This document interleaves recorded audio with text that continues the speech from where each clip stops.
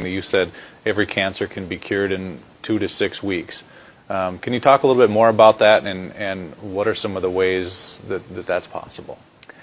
In my experience, every cancer can be cured in 2 to 16 weeks. Some cancers can be cured in minutes because every doctor in the world that's in office for 20 years or longer knows cases of spontaneous healing.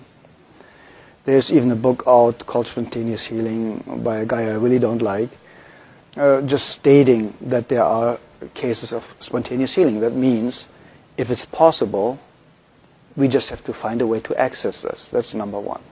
The second, you get rid of acidosis and toxemia. The second, the body gets alkaline and oxygen rich. With juicing a lot of greens like chlorophylls, everything that's green has a lot of chlorophyll, gives the body a lot of oxygen. Getting your body alkaline with good calcium, with good nutrition, with good trace supplements, trace minerals, will help to alkalize the body. So that means the second you are alkaline, the cancer already stops. It can take a couple of days, a couple of weeks, but it stops.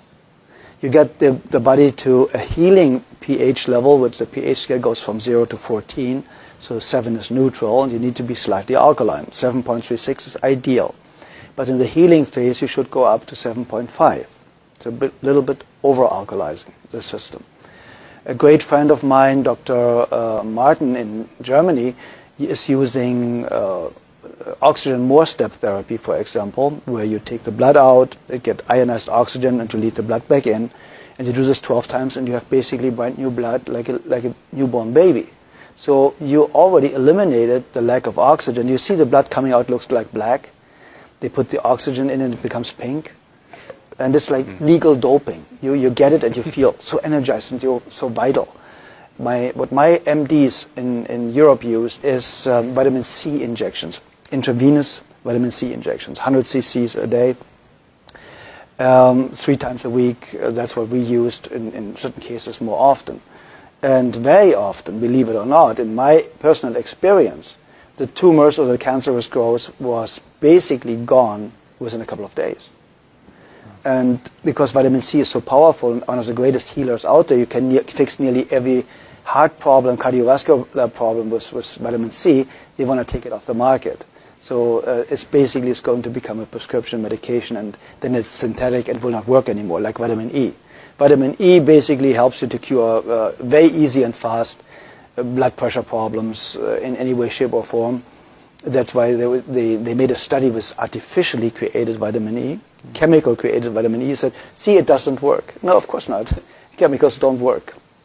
Nature works. If nature creates a problem, nature creates a solution. Very simple and easy. If it didn't exist 100 years ago, you don't need it today. It's very, very simple. When you want to help somebody to educate themselves, to eliminate his or her own cancer really, really fast, I would basically start instantly with a vegan diet or with a raw food diet. My friend Paul Nissan is one of the greatest raw food chefs. He has fantastic books out there about raw food, so it's accessible for a couple of bucks how to do it. He has free videos all over his website.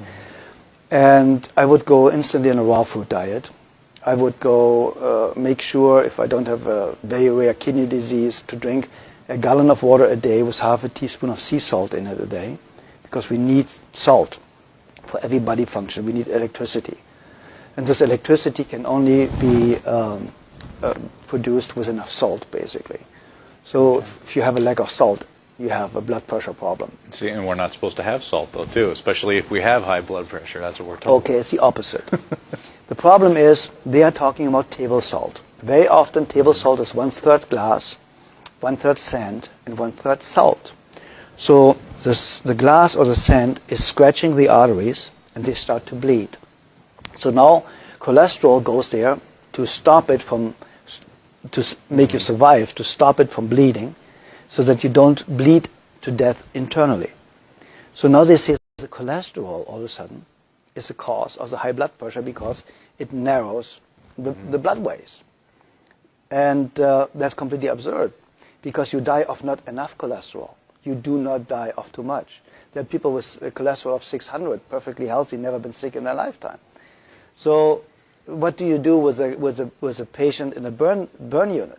You give them 20 to 25 hard-boiled eggs a day, because they know only cholesterol can rebuild brand new healthy cells really, really fast.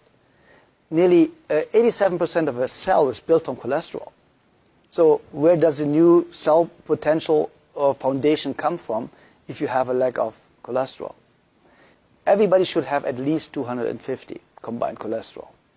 And then they tell you LDL and HDL are good and bad cholesterols. It's not even cholesterol. It's a protein that transports cholesterol. So they are too stupid to even narrow it down the right way.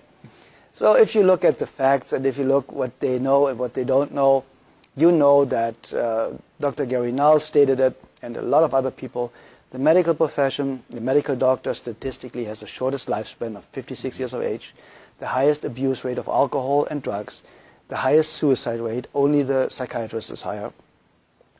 And so you go to somebody that has the lowest lifespan, highest suicide rate, highest drug abuse rate, to ask them how to have a healthy, happy, long life. Yeah.